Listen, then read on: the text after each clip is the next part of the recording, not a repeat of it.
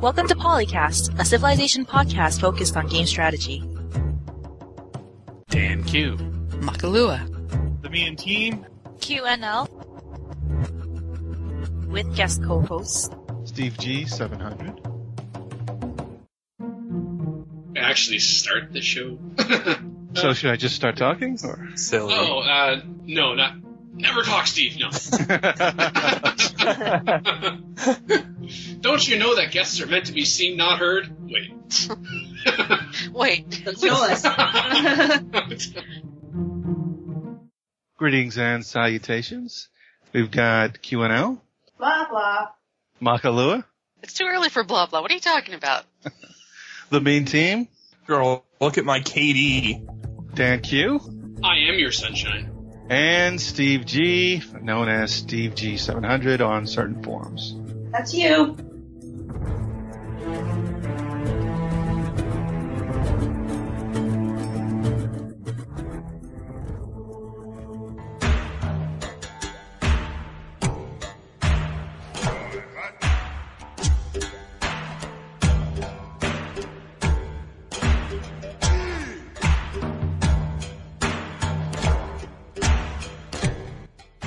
The official Civilization 5 Gods and Kings website is now up and running at civilization5.com/gods and kings. My first reaction to finding out this was, finally? We've only known about the expansion for so many months. Yeah, there was a lot of dribs and drabs of information.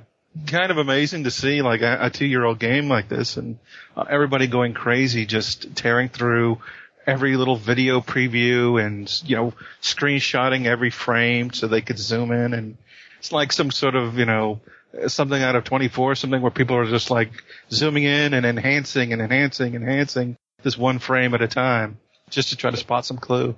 Yeah, I think there were certain leader videos on the new Gods and Kings website that people were liking to zoom in on. Not mentioning any names or any reasons why, but... The thread on C. I think I can guess why. I think you can guess. Like 3/4 of the comments are actually about the voice actors or actresses, particularly the voice actresses used for the leaders speaking. Oh, this person sounds too young. This person sounds too old. Da da da da da da da. And I'm just thinking, oh my gosh. But there was one comment by Leaks, L-I-E-X, likes maybe. I don't know. He focused actually on 2 points. One was a slip, which is where the official site talks about 4 new scenarios that Gods and Kings are going to introduce. Either that is a slip, or we just haven't found out about the 4th scenario. And I think there's an entire separate thread on CFC, which is, guess what the 4th scenario is? So, hey, maybe it's not actually a slip. That would be awesome if it was not. But my favorite part was where the website describes Sid Meier's Civilization 5 Gods and Kings is the first expansion pack for Civ 5. So, of course, this person is like, the first gives me hope. And I'm thinking, okay, you can actually take that in one of 2 ways. You're either hoping that the first expansion is so good that there's enough impetus to actually have a second one, or you're hopeful that there will be a second one to correct the mistakes of the first. I don't know. You could just be hopeful that there's going to be another expansion, Dan, good or bad. Well, no? That's a boring interpretation, Mackie. Nobody's going to listen to that. Come on. Oh, no. Reasonable and logical. We can't have that around here. And then, but I was actually looking for a discussion of what are each of these leaders saying? And it is true that some people were debating the languages being spoken and whether or not it was appropriate that they were speaking these languages, or the tie-in between the voice actors and actresses in the languages, whether or not the voice actors and actresses were actually pronouncing the words properly. I was really looking for a translation. When you go to the official website for Gods and Kings, you click on Civilizations and then you choose one. And I was like, oh, that's kind of neat. And you can pre-order Gods and Kings now for a 10% discount, so that'll save you something like, what, $3? Ooh. Mackie's thrilled. She's going to leave the podcast just for a few moments just to pre-order right now based on what I just said. No. Just to include in this topic here, looking in our Ustream chat, I want to give a shout out to Bam Bam and Imperator for joining us live, as opposed to joining us dead. I don't mean that. The guests, we have 3 guests, but Bam Bam and Imperator are registered users on Ustream, so they can interact with us during these live recordings. Imperator says, regards to the pre-order discount. Well, it's $3 better than nothing. And I guess a lot of my comment from that was when it comes to discounts, Steam generally has some very aggressive sales from time to time. Just one that passed in between the recording of the last episode was 75% off Civilization 5 on Steam, and you could play the game for free for about a day and a half. There's a bit of a tease on the official website. If you go to, I believe it's the downloads menu, you see some wallpaper and something else, and then there's podcasts coming soon. Maybe it's just a web design preference of mine, but why not you just not have podcasts there at all until you actually do have that content? Just in case. I just have these flashbacks of the 1990s and, personal websites, otherwise known as blogs. Anyway, go. Those things are still around? Yeah, I'm surprised blogs are still around too, Phil. Ridiculous. No.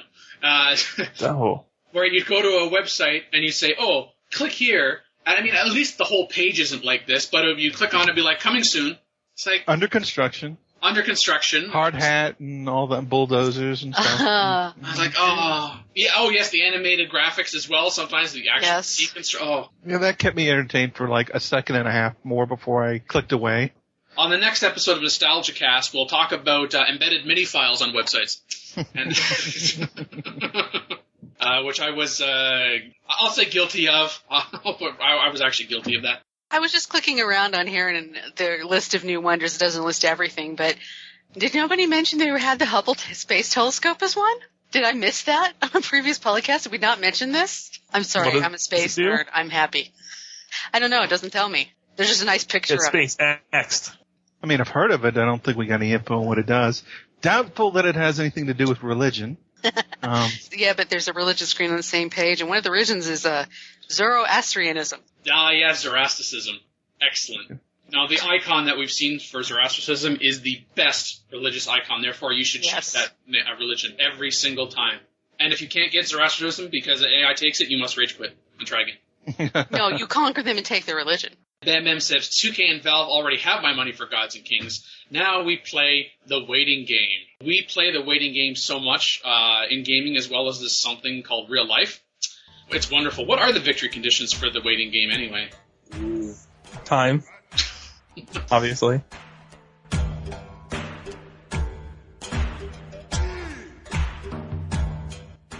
Started by Plum Smuggler. This thread is titled Machine and Gatling Gunners. And it reads, I noticed that machine and Gatling gun units have the same melee as ranged damage and only have a range of 1. Is the idea behind these units that they are a frontline defender and then the single hex is meant to punish anyone who dares to attack them head on? It seems like the unit's sole purpose is to scare away melee units like infantry and tanks. It would also be perfect for locking down cities, much like how they were used in Civ 4, well, sort of. And he also is curious if they have a bonus versus infantry and a penalty against tanks, which admittedly would make sense. I've not heard of too many machine guns working particularly well against tanks, so that might be the case. But as others have pointed out in the thread, this is probably just an upgrade for the archery units, and they probably will tear people alive when you're approaching them. People are speculating that there's going to be like a siege setup mechanic, so you can't just move that attack. It's going to be like a siege piece, which is interesting. And I wouldn't have a problem with that if the trade-off was that they're really powerful units. But, if the archery promotions carry over, then that one range might become 2 range, and that might be multiple attacks. So you do have to be careful from that regard. But it is nice that archers upgrade past crossbows now. Bring out M60 big ammo! 2 points for me on this. Yes, that this is a continuation of the archery line. We learned earlier that between the archer and the crossbowman, they've introduced the composite bowman. So now you'll go archer, composite bowman, crossbowman now, instead of upgrading to a rifleman, will upgrade to a Gatling gun, and then the Gatling gun, which we don't know the technology that it comes at this point, will then upgrade to a machine gun when you get to ballistics.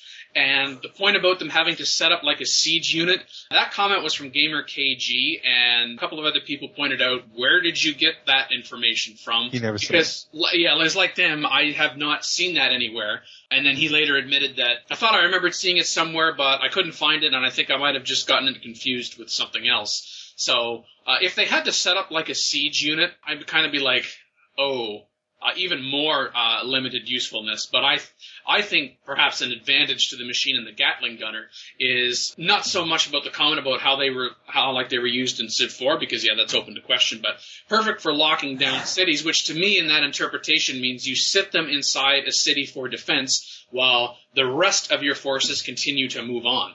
Which, by the way, if you choose certain social policies, that could actually that increase your happiness. I'm trying to think of it when you go. I think it's down the honor line. One of the policies that you get gets you happiness for every unit that if you have a unit stationed in the city, you get +1 happiness. Yeah, it's a great policy. I love it. So now here's a unit that is not only, I don't know if you want to say perfect for that, but more ideal for that, if for no other reason than not because they're necessarily ideal for that, but rather than having to use one of your other units to continue on that perhaps, that doesn't have that limited range or has greater strength or actually has some promotions against certain other types of units that you want to kind of continue going to the field, you don't want to hold them back, these units can do that instead, the Gatling and machine guns. Yeah, it's only got the one range, but artillery at that point has a 3 tile range anyways, so the city can't attack them anyways. So about the only thing where the one range screws you is, mounted units coming in and then moving away after they hit you. And it's interesting you mentioned about the artillery 3 range because I forget who it was in the thread, but someone pointed out that 3 range had better been reduced. Otherwise, this unit is pointless. But again, I think a lot of people are making that thought process in the context of what combat is like right now in Civ 5. But as we have been told, combat in Civ 5 was too slow, and therefore combat is going to take a little longer. The one-shotting units is not going to be as commonplace, that where once before a one shot might have done it is going to take 2, if not even 3 times. So in terms of how this works in context, even if they don't touch artillery with the 3 range strength, that still may not be necessarily a negative thing against the Gatling and machine guns. And if they hurt a lot, that would help them out too. And a lot of it just comes down to their relative strength to what they're fighting. And that will make a big difference because if they hurt more than artillery but have shorter range, well, a lot of them could be a problem, and a range of them could be like a friggin' pillbox trying to get into that.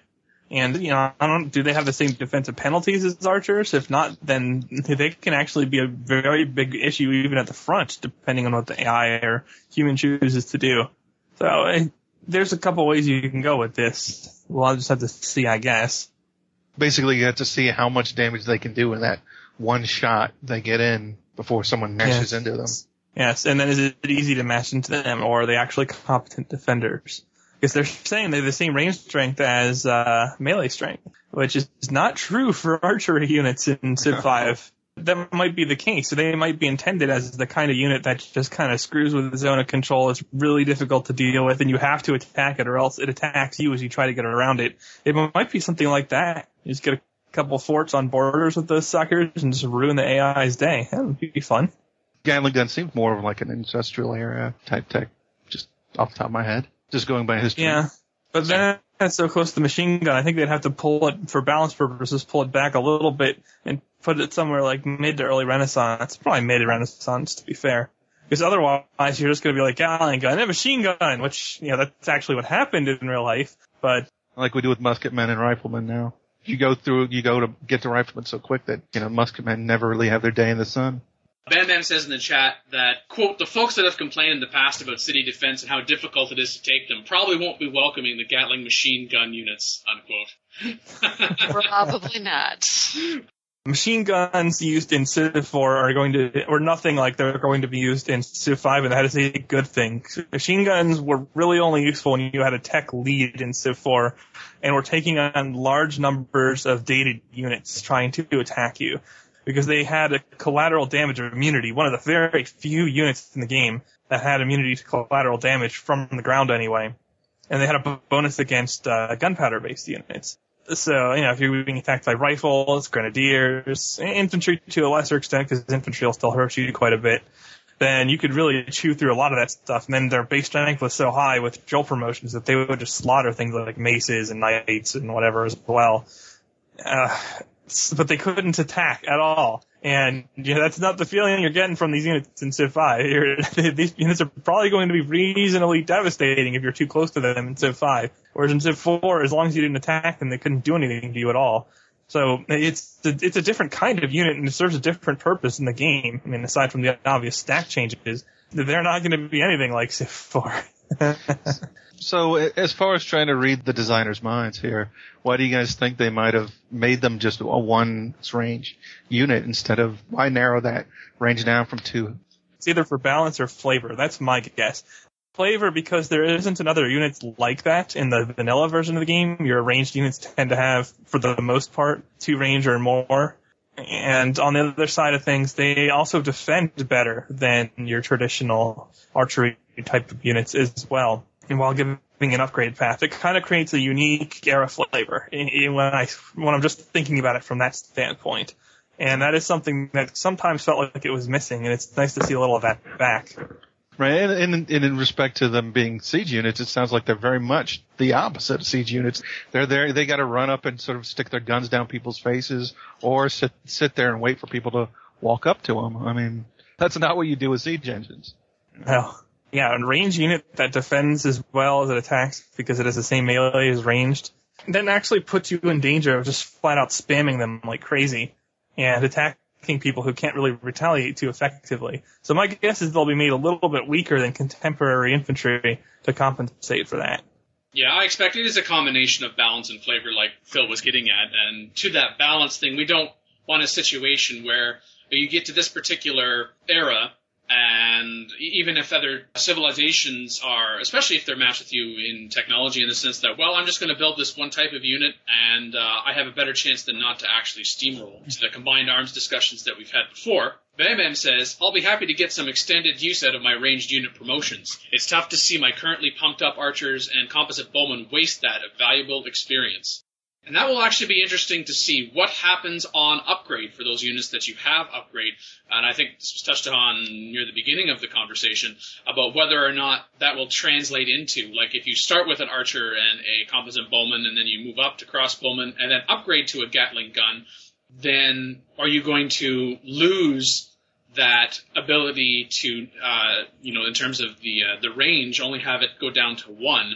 I expect the answer to that will be yes, that is something that you would lose, because if it's not, then I can already see people writing a thread about it, if it's not already, even before the game exists. This is what you do to get super-duper machine gun and Gatling guns. Well, it's definitely interesting to just see how it's going to work, to take a machine gun unit and just sort of march it along against technologically weaker units and just sort of trying to mow them down with first strikes, essentially, before they even get to hit you. Will you be able to do that 100 hit points on pikemen or something like that? Your range 2, double attacking machine gun out there, and just start spraying people down with a couple of those. But they're ranged units, so they can't capture cities? Well, no, yeah, that's another interesting question, because archery units can't do that. But then if we're saying, okay, you're going from an archery unit, like a machine gun and a Gatling gun would probably be categorized as a gunpowder unit, would they actually be able to move in and to take cities? Or would they not be able to do that? That question has not been answered. And if they're part of the archery chain, I would tend to think that they would suffer the same limitation and not be able to do the capturing. Since that chain has always stopped at a crossbowman up until now, we'll have to see. I wonder if they'll just switch it from being considered archery, quote unquote, to like non-siege ranged or something. This was always amusing in Civ 4. You had a class of units called helicopter units. It's like, really? There's one unit in that class. I could see the other route they could go then is to make like the Gatling gunners and machine gunners their own little class, I guess. And maybe they'll be able to take cities then, because it would be kind of silly for them not to be able to take cities. Yeah, I mean, you can kind of see where the archers couldn't take a city, but come on, a bunch of guys with machine guns or Gatling guns, I'd be surrendering too. Yeah.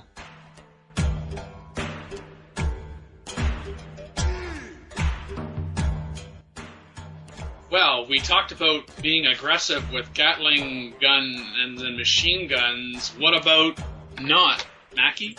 Well, yeah, that's another topic over on Civ Fanatics. So, talking about they'd what is his username? B. Kaiko? I think. Yes, we had him on a few episodes ago, actually. Okay. I thought that was right. I was wondering recently why Civ 5 doesn't have some kind of a non-aggression treaty that the Civs could sign to prevent constant wars or backstabbing. We don't know too much about the potential treaty options in the expansion, so he thought he'd bring up the idea.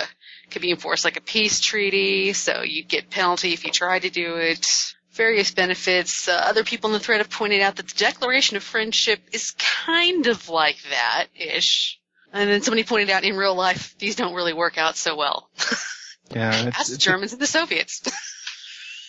So what they're basically talking about is a pact where you, like, literally you can't attack during the duration of that pact, right? So Yes. like it's, so that's the, not like real life, because in real life it's just a piece of paper, which is why to me it seems like a pretty terrible idea to have that in the game. The reason to have something like that in the game is so you could sign it and then just suddenly start acting like a jerk towards that Civ, because they can't do squat about it. They have to sit and wait for the pact to expire, sit around sharpen their knives, waiting for the next 25 turns while you do whatever you would do that you would normally do, because it would agitate them. I mean, if you're being a good neighbor, you don't need a non-aggression pact. If you're being a jerk, that's when you need a non-aggression. One exception is when you each want to go kill somebody else. I could see the benefit of enforcing a signing of this nature. And when you're not talking about like blazing quick turns played in multiplayer, then non-aggression pacts, as they are very common in multiplayer Civ games. I mean, if you're playing with people that you're familiar with, you know that you have a secure border, and they know they have a secure border for a while, and that basically means you can focus your attention elsewhere.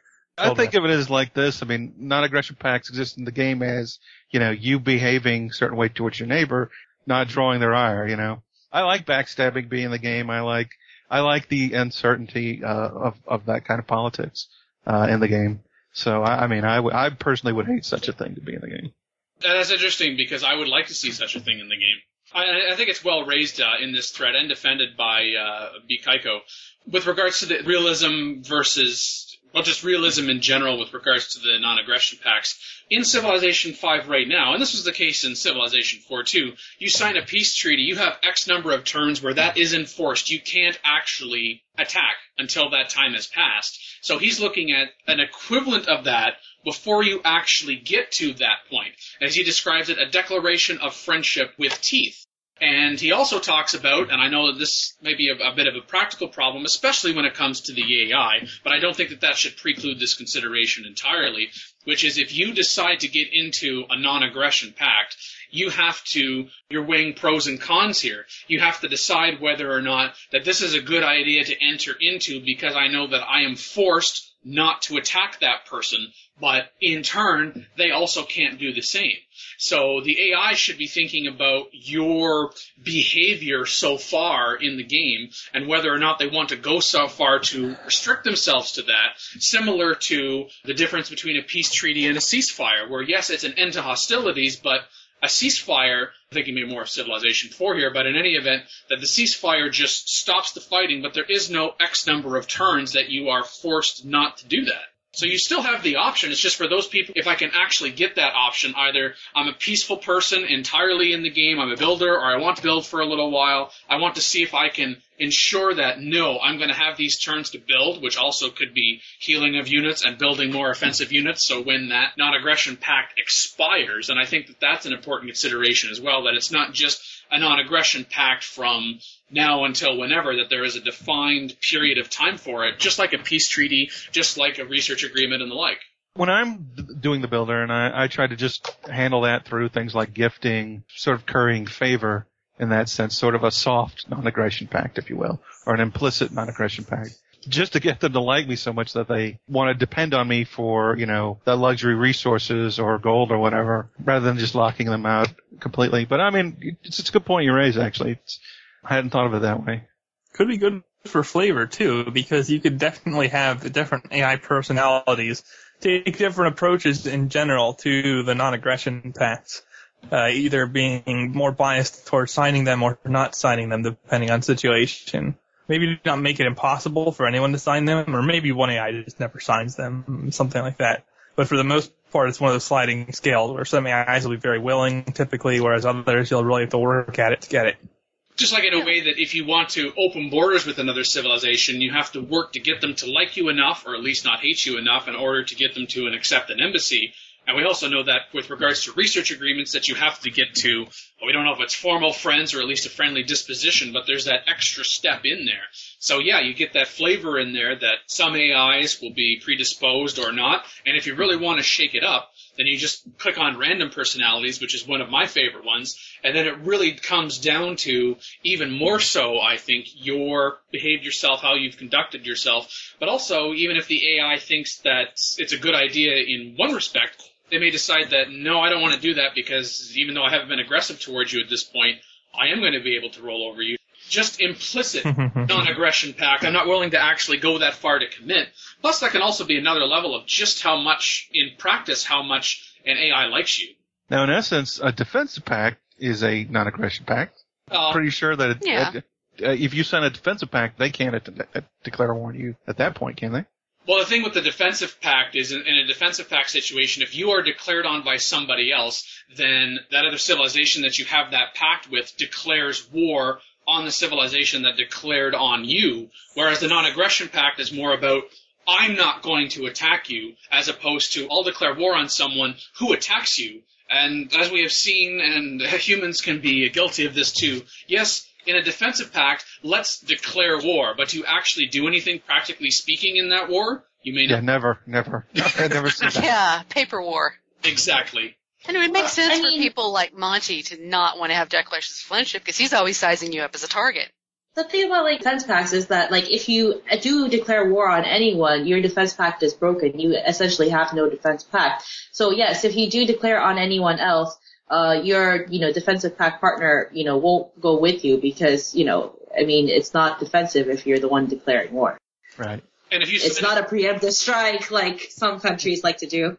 If you set a non-aggression pact with a civilization, if you know that it's going to expire after a certain amount of turns, and then they go out and be aggressive, you may decide, okay, even if they want to renew the non-aggression pact, I'm not going to do that. A reflection of the fact that I don't approve of you going to attacking somebody else, so I'm not going to announce to the world, no, I'm going to force myself not to be able to attack that person, because it could be one of those situations as well where I really don't want to go to war with you unless you go to war with somebody else, and then you move your troops away from our shared border, and then I can turn around and...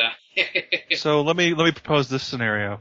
What's the fall then if you have a defensive pact with one civ and a non-aggression pact with another civ, and the latter civ attacks the former? Something's got to trump there. Where you could have one but not the other to avoid that situation, but that's not so easily realized. Perhaps maybe it's just, I don't know, it's either guaranteed then that the non-aggression pact is not going to be renewed. Perhaps they don't declare war on you, but perhaps maybe there's some kind of economic sanction, like an embargo. Maybe we need an embargo mechanic or something like that. Or perhaps it's a situation where then the bribes another civ into war on their behalf, or, curious as it is, I don't know, gift a whole bunch of units or something like that. I don't know. It is kind of a slippery slope. There's a balance in there, you're right. And I think that would need to be addressed, but on the whole, I think that we should actually get to that point, to that consideration, because everything else up to that point is making sense. And I think there's a way to work around that within everything that we've talked about here, so that we actually have non-aggression pacts, and they behave differently than a defensive pact or a declaration of friendship, which, to me, a declaration of friendship it's an implicit non-aggression pact, a very strong one, as opposed to just, friendly relations, but still an implicit one nonetheless. You declared war on someone you had a declaration of friendship with, and there's no way we could have known it, but you take it to merit.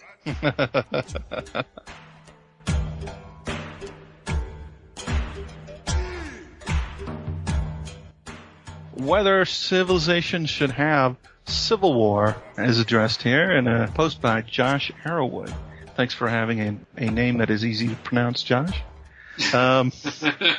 He says, I would love to see the concept of a civil war, somewhat like it was in, I believe, Civ 2. If you get a certain size or take over lots of foreign land, you would be at higher risk when you suffer lots of unhappiness. Does anybody remember Civil War in previous editions of Civ? Yeah, in Civilization 2, the Civil War mechanic was triggered when a very large civilization lost its capital. So, trying to think, like, basically whenever somebody suggests something like this, I'm trying to think, what are they going for? What is their goal here? Are we thinking of civil war as something that's a penalty for having lots of unhappiness? Is it a control mechanic for controlling ICS, where people are just getting bigger and bigger and bigger, expanding like crazy, which is, a big issue in Civ 5? Do they just want a deeper game? Do they want to add some elements like this was Tropico or something like that to it, where you have factions and stuff within your empire?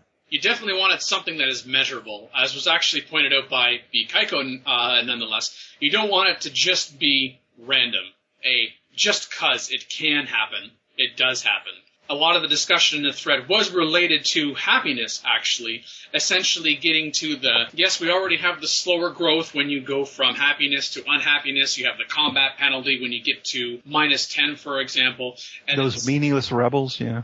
Yeah, and then saying that if you continue to go down that negative path, that this could be another consequence. And a lot of the discussion, or at least some of the discussion anyway, was about reaching a particular value of negative unhappiness beyond 10, or you could even add into that how long in the game that you are at that unhappiness factor. Have you been 10 unhappy for 5 turns? 10 turns, 50 turns, and I know you could argue, well, heck, Dan, if you're at 10 unhappiness for 50 turns, you've probably already lost enough already. Well, maybe it's kind of one of those, if you didn't realize what it is that you had lost, now you really realize that you've lost that, because it's kind of one of those, it went from bad to really bad to worse.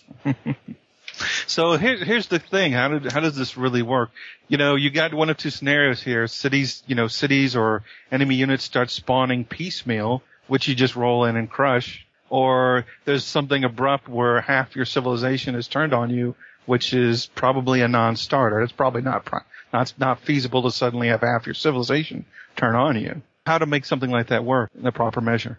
It was raised in the thread, and I'm agreeing with this, at least in theory. When it comes to practice and game testing, you get into some of the details and try to finesse it. But most likely civil war is going to be triggered by a rather large civilization being too aggressive, and or a large civilization in decline, perhaps not able to protect themselves. It could be actually a measure of protection, but seeing as how we already have the happiness mechanic in Civilization 5 as it is, that it was argued, Ajuga, that the farther away that you are from a capital, the more happiness infrastructure you are going to need to lessen the likelihood that that particular city is going to break away. So it's true that you don't have like a Civilization 2 where when the civilization lost its capital, that there was a more or less even split between the civilization that was always there and is now half the size, and the new civilization which got a whole new leader. It was like, oh, new civilization not yet in the game is now suddenly here. And then the question becomes, how do they break away? Do they become an entirely separate civilization? Do they join an existing civilization that perhaps is adjacent on the front? Or as one person suggested, the king of Big Oz, that if they break away, they become a city-state. I wouldn't support seeing it actually join another civilization, and I'm hesitant about the city-state idea just because I could see that being exploited, and I know we use that term an awful lot. I like the idea that it becomes another civilization. This is to be a reflection of we are revolting against how it is that you are treating us, what you're doing, what you're not doing, and this is who we are, as then exemplified, practically speaking, as an entirely new civilization, instantly at war with that civilization, but that it would be possible later on to get to peaceful relations with that civilization, but it would take an awful lot of effort. I don't like game mechanics like this. You would need some means of guaranteeing that doesn't happen to you if you put in the right investment, because otherwise cities breaking off is just too devastating in civilization to make it an acceptable thing to have happen at random. It would be like the ultimate troll random event.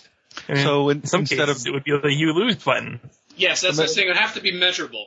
Right, maybe like a little meter is filling up, a little unhappiness meter is filling up over the city that you can look at.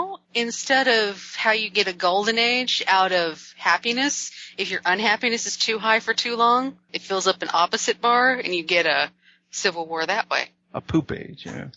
Exactly. The poo age. A depression, maybe, or something. Yeah. Yeah. But the thing is, like, it would be kind of weird if you could, like, prevent a poo age by, like, preventing unhappiness by killing your people, which is what, slavery does, which is what the slavery mechanic does. I mean, isn't that just a little bit counterintuitive? Well, yeah, we're talking about Civ 5 here. Right. Although you could starve your pop down in Civ 5 just to avoid that. It's true. Yeah, you could let your cities be taken from you. That makes people, that gets rid of people that are complaining. Or receive a nuke, Although I guess I wouldn't really want to go to a civil war if the city next door just got nuked. It's probably low on the priority suddenly. So I guess that sort of makes sense in this context anyway. And all about the happiness from being nuked. So overall sentiment is what? Thumbs down, thumbs up? Thumbs up so long as the conditions of triggering a civil war are not only measurable, but the steps that you would have to take to prevent that are reasonable. And I know those are very big qualifications. Cautious thumbs up. Yeah, like I said, you'd need something over the cities that are considering considering secession. You'd need like some kind of icon or something on it where the color's getting progressively more red or whatever. So you have some time to try to do something about it. It's not a random event. It's not a disaster. It's not an earthquake. It's not a hurricane. Yeah, save those for real life, and even then we could do without. Yeah. Yeah.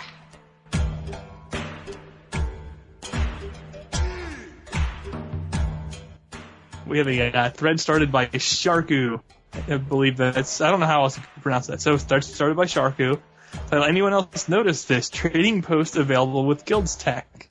And that's pretty much exactly what it says on the tin. And he asks, you don't get trading posts until the medieval era now? How am I supposed to make money and buy my way out of trouble now? I see a lot of pain in my future. And that's my only thoughts are what the other people in this thread are thinking, that there's probably a change to the mechanics of getting gold in the early game as opposed to vanilla Civ 4. And trading posts have been an interesting thing in Civ 4. I once heard Majin comment that we don't need cottages brought back from Civ 4. And in the context of Civ 5, that's certainly true. However, I don't like the removal of tile improvement options in the early game unless we're being given other tile improvement options. It's basically the trading post started off too strong. I mean, it was pretty much not debatable that the 2 gold trading post available right at the start of the game was too strong. People were just spamming that for gold like nothing.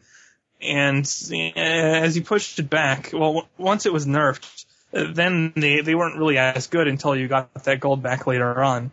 I don't see too much of a hindrance here, except for if you're going on a conquest spree early on, maybe you won't just be slamming the trading post button over and over again as you move your workers through your puppets. That's about the extent of the change in practice, I believe. But Guilds isn't that far down the tech tree, so we'll have to see how it goes. And hopefully you get some kind of dynamic where if you progress through the tech tree and social policy tree properly, you can set up a really powerful mid to late game economy by using them. And that is something I would like to see, because then you have to make your choices between your earlier setups versus your later setups and your worker turns.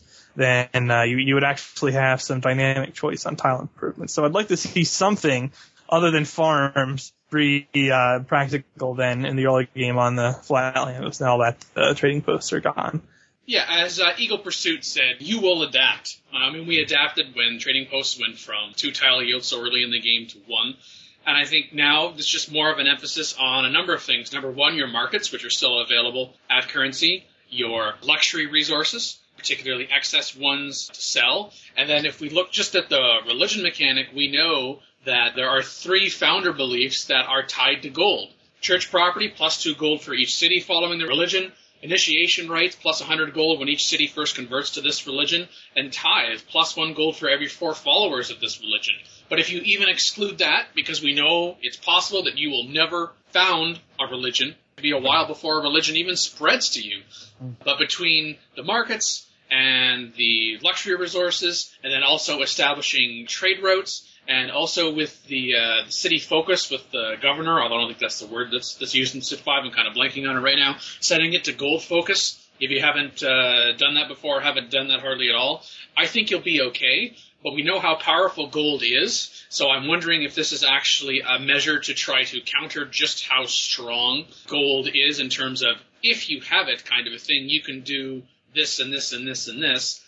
I'm mulling this over here. I'm trying to think of social policies that help you early on with gold. There's one under tradition. Yeah, and I was thinking Liberty. There's the one where you get a golden age, and then there's one under piety as well.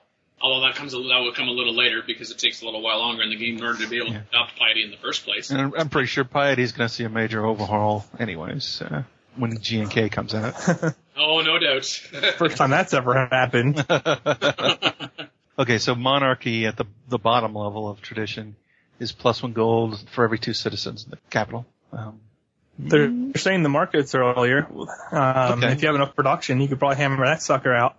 Well, the market still comes with the currency technology. It's not any earlier unless they're shifting currency around in terms of, how many beakers it is or when it comes in terms of the prerequisites you need. I think the prerequisites are still the same. Maybe currency will be cheaper, but...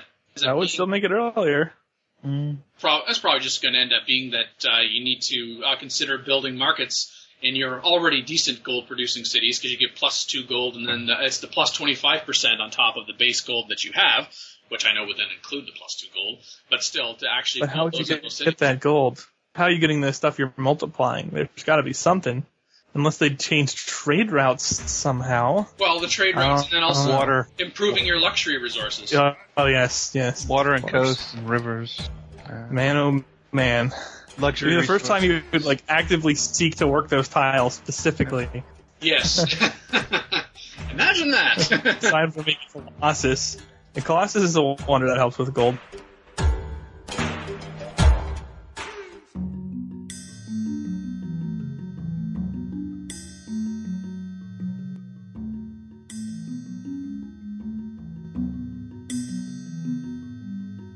We talked about keeping your empire at least solvent. We also talked about money. I went Trading Post for talking about money.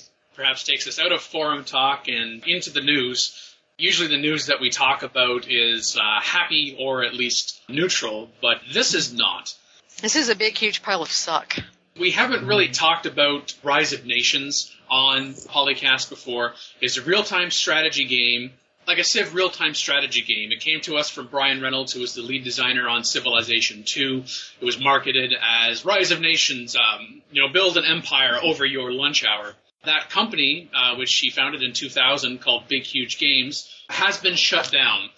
It was... Wait a second, since when? Really? Yes, Big Huge Games is now defunct. Literally just a week ago, basically. They sent out an email to everybody all at once on a Thursday afternoon. I think it was. Yeah, that's how they found out. Now, that's how they officially found out that this is your official layoff notice effective today, Thursday, May 24th, 2012. I'm not saying this excuses the way that this was handled, by the way, in any way, but I think the writing was on the wall a little bit before then. I wouldn't say it's a bit of a convoluted thing, but we kind of have to back up a little bit here. I will say that this was discussed on both episodes 263 and 265 of the TD Gaming Podcast, of which I'm also a regular co-host over at gamingpodcast.net. But what happened was Big Huge Games started off as an independent company. Brian Reynolds left for Axis Games. They developed Rise of Nations and an expansion pack for it, as well as a spiritual sequel, Rise of Nations, Rise of Legends, between 2002 and 2006. They were all published by Microsoft. THQ acquired Big Huge Games in 2008. It got sold to 38 Studios in 2009. THQ threatened that they were actually going to close down the studio if they couldn't find a buyer within 60 days, and they did. From mid-2009 to January 2012, Big Huge Games developed a single-player role-playing game entitled Kingdoms of Amalur Reckoning, which was released at the end of February of this year. Published by Electronic Arts, available on the PC, the Xbox 360, and on the PlayStation 3. During this time, the state of Rhode Island offered 38 Studios, which owns Big Huge Games as a subsidiary, a $75 million State loan guarantee, yes. Meaning that 38 Studios, if they were unable to pay off its loan for any other reason, the state would cover it for them, which Rhode Island and their taxpayers did to the tune, apparently, of over $112 million. The incentive was relocate to Rhode Island, and you will get this loan. What happened was 38 Studios went to Rhode Island, but they kept Big Huge Games in Maryland, where it always was, as a second studio. Big Huge Games worked on their single-player game, while 38 Studios was working on a massively multiplayer online role-playing game. Well, earlier this month, 38 Studios missed the first loan payment to the state. So they got this money last year. A few months after the release of their game, they owed $1.125 million. And what happened after that, when they couldn't make that payment, is still a bit confusing. Rhode Island's governor said that the failure of the company was that, in selling only 1.7 or 1.9 million copies, they needed to sell 3 million copies in order for the company to break even. It had not met sales expectations, and therefore, when they couldn't make the loan payment, and then in turn couldn't make payroll, that was the end of the company, and they were shutting it down. Yeah, and there's some people that are debating that whether that was the 3 million mark was actually the thing, or they had actually done well enough. It may not have been the numbers that the state wanted or something. So, have any of you guys played Kingdoms of Amalur? No. It's really a tragedy. It's a great game. To see it die is a great new IP. Yeah, because I'd heard positive things about it. I think it just got a little bit overshadowed by Diablo 3 coming out. I mean, 1.2 million is actually for a console game. It's a success for a new IP and a console. Yeah. And at this stage late stage of the Xbox and PS3, that's a good number. That's a number that some people would crack champagne over. Apparently not Rhode Island. I guess they just had high expectations, They do call themselves Big Huge Games, so. Well, they're not so huge anymore. I think Kurt Schilling stands to lose about $50 million out of his own pocket. Huge loss for them. Huge loss for us, really, as a game community. It's a tragedy. But Governor Chaffee is sort of being portrayed as the villain here because he came out and made all these remarks about the game being a failure when it sold 1.2 million and basically bashed the company. And supposedly Kurt Schilling says they were actually in the middle of a negotiation with another publisher. People suspect EA. And he kind of killed that deal with his comments. It's like a $35 million deal. Yeah, because he revealed, against 38 Studios' wishes, that the launch date of the company's next project was being delayed until next June. And so when they said that, that $35 million, that financing, all of a sudden, whoever was going to put in that money went, whoa, what do you mean it's delayed? Okay, forget about it, the deal is off. So then in turn, like Steve was saying, that then Chaffee could say, oh, well, that deal fell through, there is no money, so therefore that's the end of the company. It wasn't Chaffee himself who approved this deal, by the way. It was his predecessor who gave 38 Studios this deal. Oh, I see some political overtones in that. So when I found that out, and I'm like, okay, because it's kind of like, why would you shoot yourself in the foot? You shoot your predecessor's project in the foot because you hated him. Exactly, and what ends up happening is 38 Studios and Big Huge Games, including Kurt Schillings, the founder of 38 Studios, and all of 38 Studios employees and Big Huge Games employees, which is just shy of 400, get caught in the crossfire. The only positive thing about this is there has been a major supportive response, not just in terms of words, but also we're starting to get indications that a lot of these very talented individuals are being offered positions at other companies. And the thing is that there are some people, for example, with regards to the relocation, who have, of course, some mortgage issues now. Yeah. And my understanding also is that in the United States, in terms of your health coverage goes months. Yeah. So forget about even, 2 or 3 weeks, like welcome to like 3 or 4 days of health care coverage. And I know the writing was on the wall, but when we look back at what led us to this point, and then also how did tell the employees that it was in an email, and it's like it's effective today. I mean, heck, it's possible that some people actually found about it in a news source before they even checked their email. That's not how you treat people. Some people have looked at this in the gaming industry and said, well, what do you expect? I mean, this is the way the gaming industry is. Either it's a combination of the poor economy in general. You could say that about anything. And that, yes, that as projects come and go and they're in development and then they're finished and people end up getting laid off, that there is a turnover. But this is a bit more than a turnover here. We're talking about the end of not one, but two companies, and combined with the fact that, more than $100 million in taxpayers' money gone. Yep. Yeah, they didn't even try to let them go along for a little longer to see if they could recoup any of that investment. This other guy who stepped in just said, nope, shut it down. When you think about it, 1.2 million copies at $60 a pop. That's around $75 million right there. So, yeah. They had another project that was within a year of release. That'd be more money. They could have done. Yeah, 1.2 million copies at $50. That's $60 million. I know there were some collector's editions that were going for up to $300. Right, and it retailed for 60, so we're closer to around the 70 something. That's a pretty important number because what was that loan again? $75 million. Yeah, some of it went to EA as their publisher, but still. What you're saying is that figure just vanishes in 3 months, and you don't even have a fraction of that amount on hand. Otherwise, like if this was your entire revenue stream, you had nothing else in reserve at all. You were 100%. They may not have. That may be why they took the loan in the first place. This has sunk other companies over the years, not just Big Huge Games, but this is what being too much far into debt is why Origin had to be bought by Electronic Arts years ago, and they ended up getting just like completely absorbed. Yeah, it's just that development cycle where it takes years to make a game harsh. and tens of millions of dollars. It didn't used to be so big, but it is now. Right. I think that there's shared responsibility here from Schilling, from Chaffee, and I'm not saying they're not negatively impacted, but the people that had no say in it, which were the employees of the company. And I know it's not fair, especially when I compare the employees of 38 Studios and Big Huge Games, but I mean, Big Huge Games was even more removed from this because they were the subsidiary. I mean, they were completely along for the ride, as were 38 Studios' own direct employees, don't get me wrong. And as far as, Big Huge Games, the fact that they were purchased by 38 Studios from THQ because THQ threatened to shut them down because of economic problems that they couldn't afford to keep the studio. So 38 Studios was the savior, but then 38 Studios went around and entered into a poor arrangement, and then that poor arrangement was compounded by political meanderings afterwards. That perfect storm combinations, it just blew up. That's about the size of it. It's true that Brian Reynolds is no longer with Big Huge Games. He's now off at Zynga, and we've talked about that before. And some other notable names related going to Zynga, most recently Soren Johnson.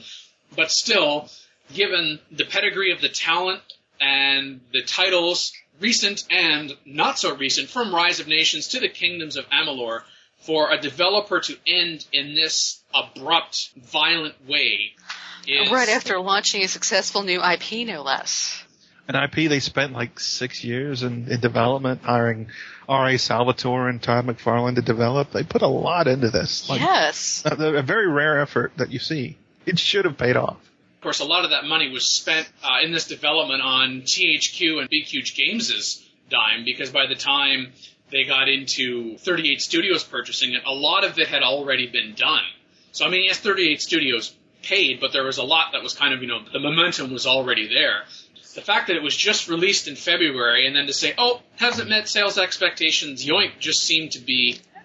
just... What are you talking about? 2 months, yeah. Is that seriously? Something like that, yeah. The point as well that you made, Steve, about, not so much on the PC, but the Xbox 360 and the PlayStation 3. We talked about this, on episode 264, 262, something like that, of the TD Gaming Podcast. We're getting to the end of the current console generation, going from the 7th to the 8th, to the 8th to the 9th, I forget which. So with all of the titles that are already out there on those platforms, for this game to come out now and to have that much of a response in such a short amount of time is encouraging and should have been received that way, and it was, except for those people that were holding the purse strings.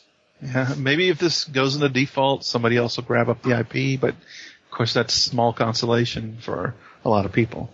Rest in peace, Big Huge Games, and may you in fact indeed rest in peace, only because there have been some well-known companies, quote-unquote, resurrected, some successful, some not. That was not like the resurrection of Microprose that time? Thinking of the resurrection of Microprose, and I'm going to throw an Atari in there, too. Don't do that. Oh. Truly rest in peace. Amen. Call in today. In North America, the number is 301-637-7659. That's 301-637-POLY. In Europe, 44121-288-7659. That's 44121-288-POLY. The only thing worse than being talked about is not being talked about. For more information on PolyCast, Our sibling shows Modcast, Revcast, and Turncast, or about PolyCast in general, log on to the series' official website at thepolycast.net.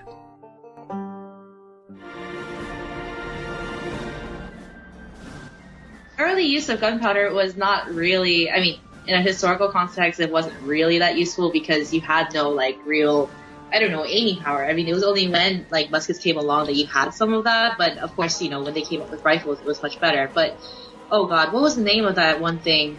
They used to have this one, really terrible gun, and it would basically just kind of, like, blow up in your face most of the time.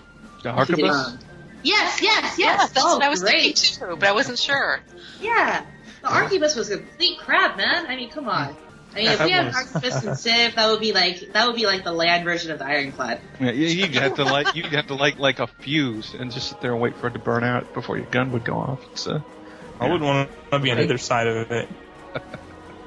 Roll the dice. Today it kills you, tomorrow it kills your opponent. Just wait for it to get close enough, it blows up, kills you both.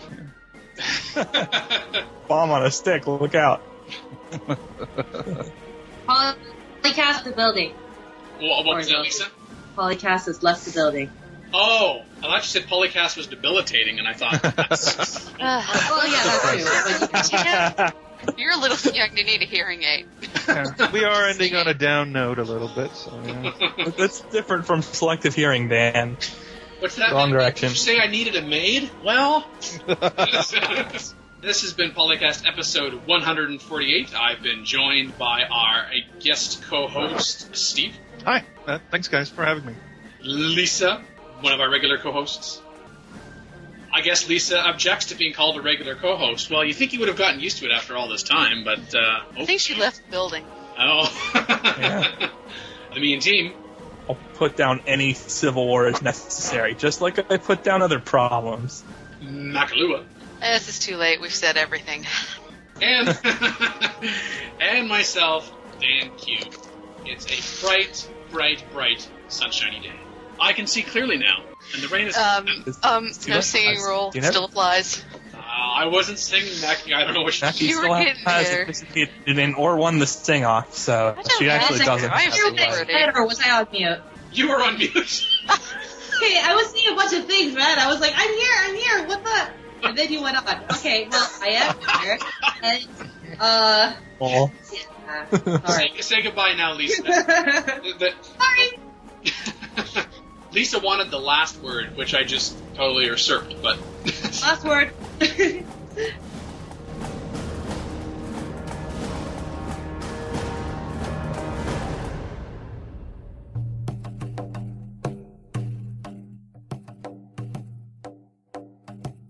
Die Erzherzogin zu Österreich heißt Eure Eminenz willkommen in... Ach, bringen wir es hinter uns. 4 wird gespeist. Rock me, Amadeus. Some people even thought that she was sounding a little seductive in that, and I'm thinking, Oh, come on. Look at Catherine. Is that a treaty in your pocket? Basically. Couldn't the Archers take cities for a little while? Like, wasn't there a glitch with that at first, before it was patched out? must have been an even narrower window than the uberness that mounted units were initially upon Civ 5 release. Well, that was a decently long window. Cottages, troll face. If it were closer to April Fools, I bet you Firaxis would pull that crap out. When it comes to April Fool's jokes, though, I don't know how you top extreme diplomacy. That was just... I always come back to that. Yeah, that was. You know, I actually fell for that one, right? Do you remember? I do. Civ 5 hit me about, man. I don't want to play Civ 5. Well, now I want to play Civ 5, but for different reasons. I don't want to see those Firaxis guys whip anything out, so, yeah.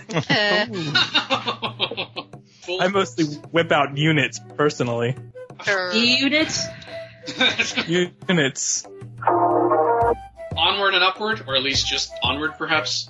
Downward? Yeah, let's go with the onward approach.